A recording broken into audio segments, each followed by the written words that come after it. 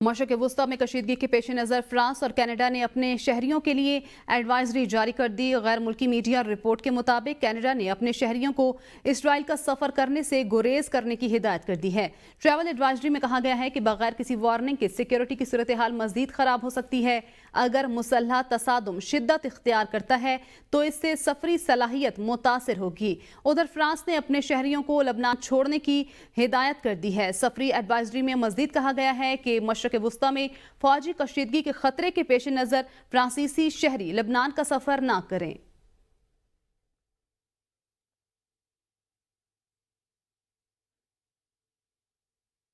لاہور سے خبر شامل کرتے ہیں۔ لاہور میں پی ٹی آئی رہنما اور نجی اسپتال کے مالک ڈاکٹر شاہد کے قتل کیس میں اہم پیش رفت سامنے آ گئی ہے۔ پولیس نے نجی اسپتال کے مالک ڈاکٹر شاہد کے قتل کیس میں مقتول کے بیٹے کو حراست میں لے لیا۔ پولیس ذرائع کے مطابق ڈاکٹر شاہد قتل کیس میں ان کے بیٹے قیوم کو حراست میں لے لیا گیا ہے۔ مبینہ طور پر قیوم نے شوٹر کی مدد سے والد کو قتل کروایا تھا۔ پولیس ذرائع کا کہنا تھا کہ مقتول ڈاکٹر کی نماز جنازہ بھی بیٹے قیوم شاہد نے پڑھائی تھی۔ ایف آئی آر کے مطابق قتل کے وقت ڈاکٹر شاہد کے ساتھ ان کا بیٹا قیوم اور بھائی ساجد بھی موجود تھے۔ شاہد صدیقی اپنی کار میں بیٹھنے لگے تو شوٹرز نے آ کر فائرنگ کر دی تھی۔ خبر دے رہے ہیں آپ کو، مبینہ طور پر قیوم نے شوٹر کی مدد سے والد کو قتل کر دیا تھا۔ پولیس کا دعویٰ مقتول ڈاکٹر کی نماز جنازہ بھی بیٹے قیوم شاہد نے پڑھائی تھی۔ پولیس ذرائع کا کہنا ہے کہ مقتول ڈاکٹر کی نماز جنازہ بھی بیٹے قیوم شاہد نے پڑھائی تھی۔ ایف آئی آر کے مطابق قتل کے وقت ڈاکٹر شاہد کے ساتھ ان کا بیٹا قیوم اور بھائی ساجد بھی موجود تھے۔ شاہد صدیق اپنی کار میں بیٹھنے لگے تو شوٹرز نے آ کر فائرنگ کر دی تھی۔ کراچی میں وقفے سے بارش کا سلسلہ جاری، کہیں موسلا دھار اور کہیں متعدل بارش سے سڑکیں زیر آب آ گئیں۔ کئی گھنٹوں سے جاری بارش کے باعث نشیبی علاقے زیر آب آ گئے، جبکہ کچھ علاقوں سے بجلی بھی غائب ہو گئی۔ گلشن حدید، ملیر، شاہ فیصل ایئرپورٹ اور اطراف کے علاقوں میں کئی گھنٹوں سے وقفے سے بارش جاری ہے۔ بارش کے بعد شہر کی مختلف شاہراہوں پر ٹریفک کی روانی متاثر ہو گئی ہے۔ Drug road, Rashid Minhas road اور اطراف کی شاہراہوں پر ٹریفک بھی جام ہو گیا ہے۔ محکمہ موسمیات کی کراچی میں مزید بارشوں کی بھی پیش گوئی کی گئی ہے۔ کراچی میں وقفے سے بارشوں کا سلسلہ جاری ہے۔ کئی گھنٹوں سے جاری بارش سے نشیبی علاقے زیر آب آ گئے۔ بارش کے بعد شہر کی مختلف شاہراہوں پر ٹریفک کی روانی بھی متاثر ہو گئی ہے۔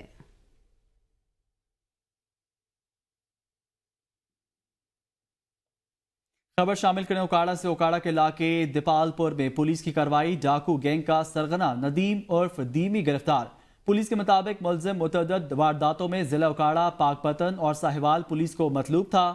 وارداتوں میں چھینی گئی موٹر سائیکلیں اور نقدی برآمد کر لی گئی ہیں۔ خبر دے رہے ہیں آپ کو اوکاڑا سے، جہاں پہ ڈاکو کو گینگ کا سرغنہ پکڑ لیا گیا۔ ملزم متعدد وارداتوں میں ضلع اوکاڑا، پاک پتن اور ساہیوال پولیس کو مطلوب تھا۔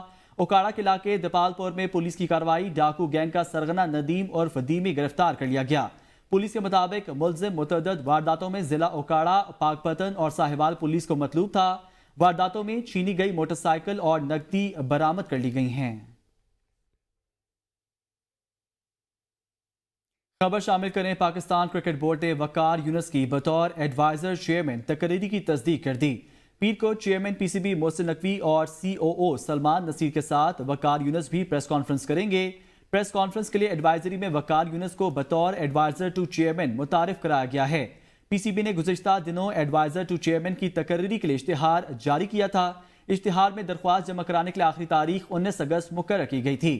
وقار یونس کی تقرری کی خبریں اشتہار سے پہلے ہی میڈیا میں آ چکی تھیں۔ وزیر اعظم نے پاور سیکٹر اصلاحات پر عمل درآمد کے لیے ٹاسک فورس تشکیل دینے کی منظوری دے دی۔ ذرائع کے مطابق ٹاسک فورس کے چیئرمین وفاقی وزیر برائے پاور اویس لغاری ہوں گے۔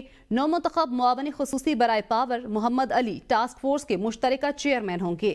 لیفٹیننٹ جنرل محمد ظفر اقبال نیشنل کوارڈینیٹر ہوں گے۔ گریڈ 21 کے سید زکریا علی شاہ کمیٹی میں بطور رکن شامل۔ ٹاسک فورس میں نیپرا، سی پی پی اے، پی پی پی آئی بی اور ایس ای سی پی کے ارکان شامل ہوں گے۔ ذرائع کے مطابق ٹاسک فورس 1 مہینے کے اندر اپنی سفارشات وزیر اعظم کو پیش کرے گی۔ ٹاسک فورس آئی پی پیز کے کیپیسٹی پیمنٹس میں کمی سے متعلق سفارشات دے گی۔ آئی پی پیز سے متعلق دیگر امور پر بھی ٹاسک فورس کو سفارشات دینے کی ہدایت۔ ذرائع کے مطابق ٹاسک فورس پاور سیکٹر کو مالی طور پر پائیدار بنانے کے لیے سفارشات دے گی۔ آگے بڑھیں اور آپ کو بتائیں، فوج کے ساتھ بہترین تعلقات قائم نہ رکھنا بے وقوفی ہوگی۔ بانی پی ٹی آئی کہتے ہیں مذاکرات انہی سے سود مند ہوں گے جن کے پاس طاقت ہے۔ موجودہ اتحادی حکومت عوام کی نمائندگی نہیں ہے۔ غیر ملکی خبر ایجنسی سے انٹرویو میں بانی پی ٹی آئی نے 8 فروری کے الیکشن کو پاکستانی تاریخ کے سب سے زیادہ دھاندلی زدہ انتخابات قرار دیتے ہوئے کہا، وزیر اعظم شہباز شریف کی کٹھ پتلی حکومت کو عوام کا اعتماد حاصل نہیں، اس سے مذاکرات کا کوئی فائدہ نہیں۔ یہ لوگ 8 فروری کا الیکشن چوری کر کے اقتدار میں آئے ہیں، جن کے پاس طاقت ہے، مذاکرات انہی سے سود مند ہوں گے۔ بانی پی ٹی آئی نے عدالت سے باہر ڈیل کے امکان کو مسترد کرتے ہوئے مطالبہ کیا 8 فروری کے الیکشن میں تحریک انصاف کی فتح کو تسلیم کیا جائے۔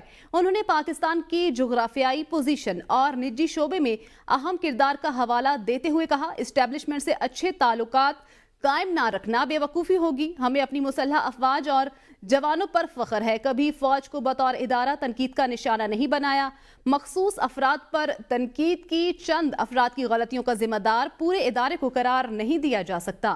بانی پی ٹی آئی کی اسٹیبلشمنٹ سے پھر مشروط مذاکرات کی پیشکش، بوگس مقدمات واپس لینے کا مطالبہ، کہا حالیہ الیکشن میں جو پارٹی جیتی حکومت اس کے حوالے کی جائے۔ سینیٹر عرفان صدیقی نے کہا ہے کہ مخصوص نشستوں پر سپریم کورٹ کا اکثریتی فیصلہ آئین سے متصادم اور متنازع ہے۔ 2 ججز کا اختلافی نوٹ، بار کونسل کی قرارداد، آئینی ماہرین کی رائے کو ملا کر دیکھا جائے۔ عرفان صدیقی نے کہا، پشاور ہائی کورٹ کے 5 رکنی بینچ کے متفقہ فیصلے سے ملا کر دیکھا جائے۔ 12 جولائی کا 8 ججز کا فیصلہ آئین و قانون کی شقوں سے متصادم ہے۔ خبر دے رہے ہیں آپ کو، پشاور ہائی کورٹ کے 5 رکنی بینچ کے 2 ججز کا اختلافی نوٹ، بار کونسل کی قرارداد، آئینی ماہرین کی رائے کو ملا کر دیکھا جائے گا۔ سینیٹر عرفان صدیقی نے کہا ہے کہ مخصوص نشستوں پر سپریم کورٹ کا اکثریتی فیصلہ آئین سے متصادم اور متنازع ہے۔ 2 ججز کا اختلافی نوٹ، بار کونسل کی قرارداد، آئینی ماہرین کی رائے کو ملا کر دیکھا جائے۔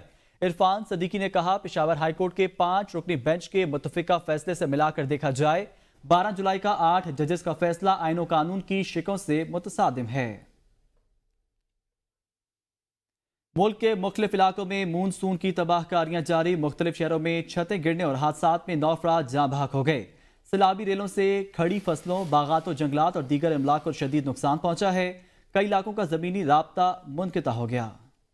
ملک بھر میں بارشوں نے تباہی مچا دی ہے۔ خیبر پختونخوا میں مسلسل تیز بارش کی باعث ندی نالوں میں طغیانی آ چکی۔ کرک کی تحصیل تخت نصرتی کے برساتی نالے میں 4 افراد بہہ چکے ہیں، لاشیں نکال لی گئیں۔ ٹانک میں مکان کی چھت گرنے سے ماں اور بیٹی سمیت 3 افراد جاں بحق اور 4 زخمی ہو گئے۔ جنوبی وزیرستان سے سیلابی صورتحال کے باعث شہریوں کو محفوظ مقامات پر منتقل ہونے کی ہدایات جاری کر دی گئیں۔ پل ٹوٹنے کے باعث ناران کاغان کا بالاکوٹ سے زمینی رابطہ بھی تاحال بحال نہیں ہو سکا ہے۔ گلگت بلتستان میں بھی ہزاروں گھر تباہ ہو چکے۔ صوبہ سندھ کی بات کریں تو سندھ کے مختلف علاقوں میں بھی موسلادھار بارش کا سلسلہ جاری ہے۔ ٹھل اور نشار و فیروز میں چھتیں گرنے سے 4 افراد جاں بحق اور 4 زخمی ہو چکے۔ نشار و فیروز میں ماں بیٹی، ٹھل میں گھر کی دیوار گرنے سے عورت اور بچہ جاں بحق ہو گئے۔ بارش سے کئی نہروں میں شگاف بھی پڑ گئے ہیں۔ ٹنڈو آدم خان کی روہڑی کینال میں 100 فٹ چوڑا شگاف پڑنے سے پانی آبادیوں میں داخل ہو چکا۔ خیرپور میں 3 مقامات پر نہروں میں شگاف پڑنے سے فصلیں شدید متاثر ہو چکی۔ دریائے سندھ میں درمیانے درجے کا سیلاب بھی آ گیا ہے۔ کراچی، حیدرآباد، جامشورو، مورو، پٹ ایدن، دریا خان، مری میں موسلادھار بارش سے نشیبی علاقے۔ صوبہ پنجاب کی بات کریں تو پنجاب کے بیشتر شہروں میں موسلادھار بارش کا سلسلہ جاری ہے۔ جل تھل ایک ہو گیا، ندی نالوں میں طغیانی بھی آ چکی، نشیبی علاقے زیر آب آ چکے ہیں، سڑکیں تالاب کا منظر پیش کرنے لگی ہیں، پانی گھروں میں داخل ہو چکا، بجلی کی فراہمی بھی معطل ہو چکی۔ جہلم میں بارش کے دوران گھر کی چھت گرنے سے ماں بیٹی جاں بحق ہو گئے۔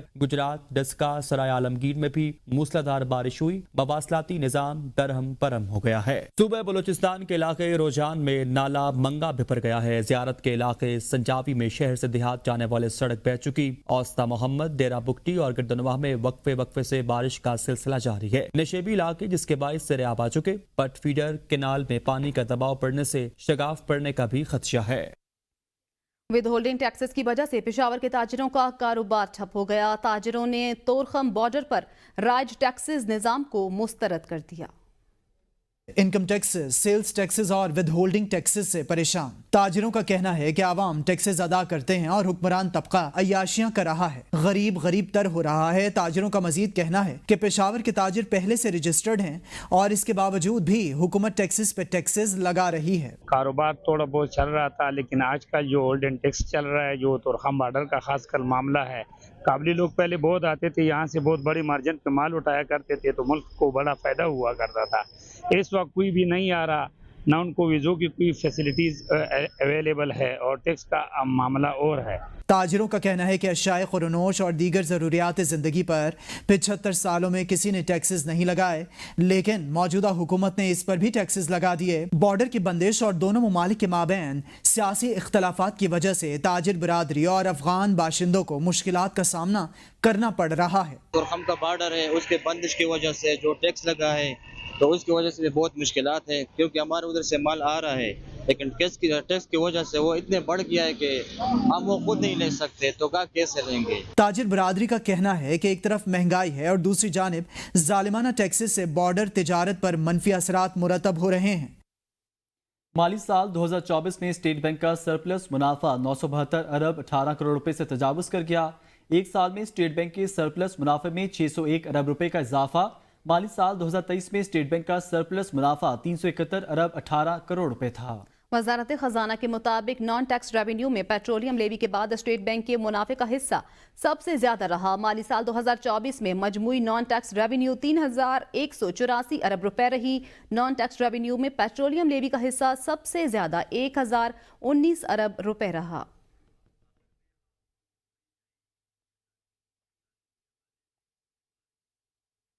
और आखिर में छोड़े जाएंगे इस खबर के साथ, यौम आज़ादी के हवाले से तैयारियां जोरों शोर से जारी।